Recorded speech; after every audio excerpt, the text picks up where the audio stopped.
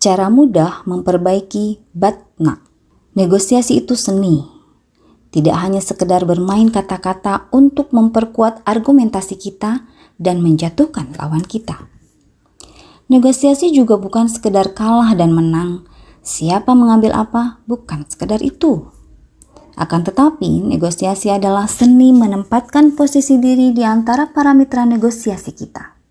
Sebab, ketika kita melakukan negosiasi, pada dasarnya kita tengah membangun hubungan baik jangka panjang yang dibalut oleh berbagai kepentingan di antara kedua belah pihak.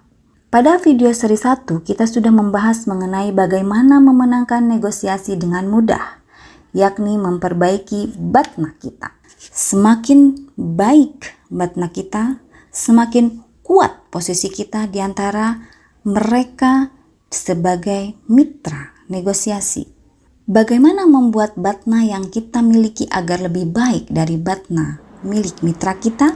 Langkah pertama, kita mesti terlebih dahulu tahu kebutuhan kita apa. Selanjutnya, kita juga harus mengetahui apa saja keinginan kita dalam bernegosiasi ini. Selanjutnya, perhatikan masalah-masalah apa yang pada kita yang ingin kita selesaikan melalui negosiasi ini.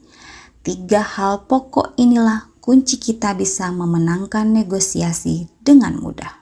Selanjutnya, kita juga harus mengetahui kebutuhan, keinginan, dan permasalahan yang mitra negosiasi kita miliki. Istilahnya, kita harus mengetahui secara pasti apa needs, wants, and problems kita sendiri maupun milik mitra negosiasi atau disingkat dengan NWP. Mengapa demikian? Sebelum lebih dalam memahaminya, perlu kita pahami satu persatu terlebih dahulu mengapa kita mesti tahu NWP baik milik kita maupun milik mitra.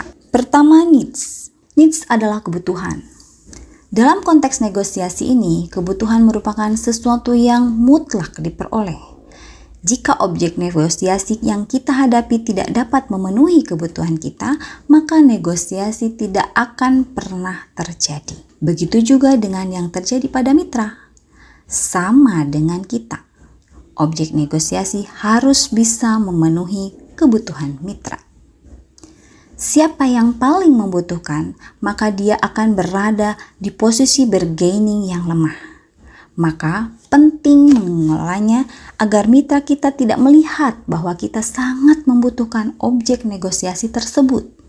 Sebaliknya, jikalau kita bisa mengetahui secara persis bahwa mitra kita sangat membutuhkan objek negosiasi, bahkan nggak ada barang atau objek substitusinya, maka bisa dipastikan bahwa bargaining kita jauh lebih kuat dari mereka.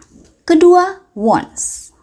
Keinginan. Keinginan adalah sesuatu yang kita butuhkan menurut selera atau perhitungan kita untuk jangka panjang. Keinginan ini bisa kita kelola untuk memperkuat bargaining kita dengan menaikkan atau menurunkan selera kita. Begitu juga dengan keinginan mereka. Ketika kita tahu mereka sangat menginginkan objek negosiasi yang kita miliki, maka posisi bargaining kita akan semakin kuat. Negosiasi akan semakin mudah untuk kita menangkan. Keinginan-keinginan ini nantinya akan dipenuhi dengan sesuatu yang bisa kita berikan mengiringi objek negosiasi kita jika mereka mau menuruti kemauan kita. Sesuatu itu namanya konsesi. Konsesi akan bekerja dengan baik dalam artian memperkuat posisi bargaining kita jika kita tahu apa keinginan mereka. Yang ketiga adalah problem. Problems atau masalah adalah gejala permasalahan yang sedang kita hadapi atau akan kita hadapi di masa depan terkait negosiasi ini. Sama halnya dengan kebutuhan atau needs, problem menjadi target utama nomor 2 setelah needs yang harus diselesaikan dalam proses negosiasi. Dengan kita memahami problem kita, mudah juga kita meminta konsesi. Dengan kita memahami problem yang mitra negosiasi hadapi, mudah bagi kita memperkuat bargaining kita dengan memberikan konsesi yang pas, yang mampu menyelesaikan problem-problem mereka. Mari kita lihat dalam aplikasinya. Kita ambil contoh dalam permainan sepak bola dunia, selama setahun selalu ada 2 kali musim transfer pemain antara klub satu dengan yang lainnya. Sebagai contoh, kejadian transfer yang melibatkan setidaknya 5 pihak, yaitu Manchester United, Everton, Chelsea, Wayne Rooney, dan Romelu Lukaku pada tahun 2017 silam di Liga Inggris. Sejatinya Lukaku yang pada saat itu menjadi rebutan banyak klub karena performanya di lapangan. Bisa saja dengan mudah kembali ke klub lamanya yaitu Chelsea. Dan Chelsea pun sangat menginginkan sang bomber yang pernah dibesarkannya itu. Akan tetapi MU datang menjadi pesaing berat bagi Chelsea. Sama-sama menawarkan harga yang sama yakni 75 juta pound, akan tetapi MU yang berhak membawa pulang Lukaku. Padahal seharusnya bagi Lukaku lebih mudah kembali ke Chelsea daripada MU. Tidak perlu beradaptasi lebih lama di Chelsea sebab secara histori Lukaku pernah bermain di Chelsea. Namun apa yang menyebabkan MU memenangkan perburuan sang bomber? Kuncinya adalah MU mempunyai konses yang paling dibutuhkan oleh Everton. MU sangat mengetahui kebutuhan mendesak Everton dan MU mempunyai solusi atas masalah yang ditinggalkan Lukaku, yakni seorang bomber yang secara kualitas tidak jauh beda dengan Lukaku.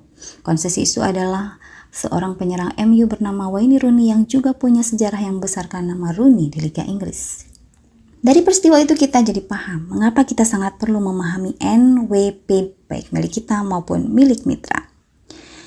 Secara sederhana, buatlah daftar NWP kita, juga cari tahu NWP mitra dan tuangkan dalam daftar. Sebelum kita melakukan negosiasi, cocokkan setiap kompensasi yang kita miliki dengan NWP tadi. Dan demikian, bargaining kita akan jauh lebih kuat, sebab kita memiliki batna yang jauh lebih baik dari yang dimiliki oleh mitra. Lalu tutup keinginan dan permasalahan yang dimiliki oleh mitra negosiasi dengan konsesi yang kita miliki, maka Anda akan dengan mudah memenangkan negosiasi. Selanjutnya, tinggal bagaimana secara teknis dalam memainkan semuanya di arena negosiasi. Nantikan video selanjutnya untuk mengetahui teknis tersebut.